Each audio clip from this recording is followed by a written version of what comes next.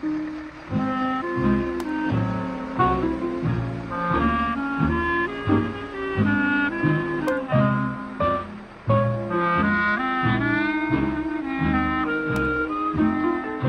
Βιθλεέμ Μπαλτζή είχε ένα jazz bar.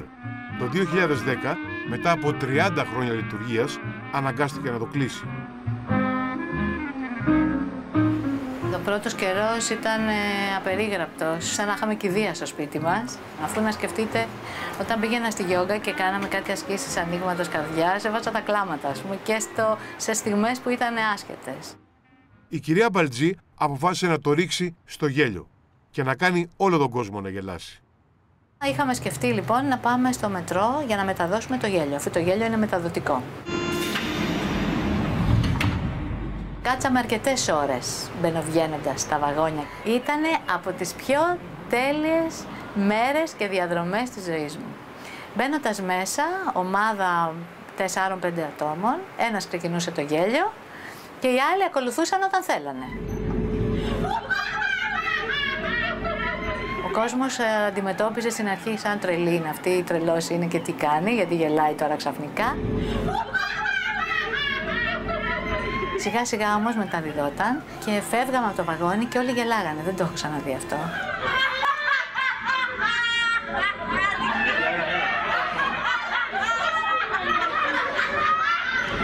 Το ψεύτικο γέλιο με το αληθινό το σώμα δεν το αναγνωρίζει.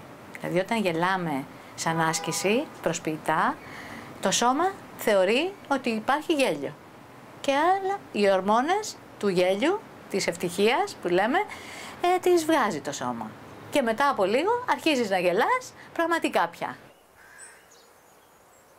Έχουμε ιδρύσει το Κλαμπ Γέλιου Νεάπολης Εξαρχείων.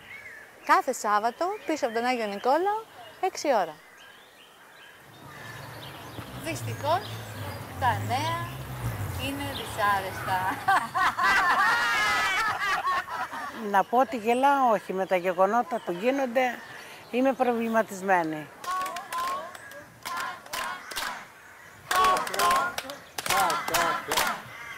Δεν γελάμε γιατί αυτά τα προβλήματα που δεν υπάρχει δουλειές, τα παιδιά που είναι άνεργα, το γέλιο φεύγει, άμα υπάρχει προβλήματα. Οποιοςδήποτε έρχεται σε μια τέτοια συνεδρία και να είναι κουρασμένος και να μην έχει διάθεση, το μόνο είναι να πιστεί να έρθει και να κάνει αυτό που γίνεται μέσα σε αυτή τη μία ώρα. Το 2020 λένε η πρώτη αιτία θανάτου θα είναι η κατάθλιψη. Γι' αυτό καθόμαστε εδώ και περιμένουμε να έρθει κανένας άνθρωπος να γελάσουμε.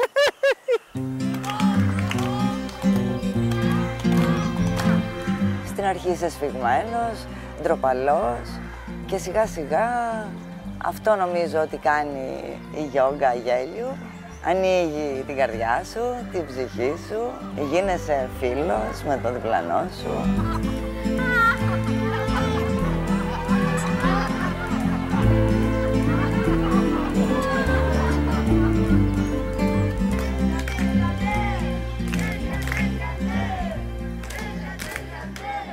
Το γέλιο. Σε κάθε συνεδρία 10, 15, 20 ανάλογα άτομα έρχονται. Άλλοι έχουν δυσκολίες να γελάσουν, άλλοι λένε ήρθα λίγο να γελάσω γιατί δεν έχω γελάσει. Όσα λεφτά και να μου δίνανε για αυτό το πράγμα, δεν θα ήμουν ευχαριστημένη. Χαίρομαι γιατί δίνω κάτι στον άλλον που έχει και αυτός κάποιο πρόβλημα.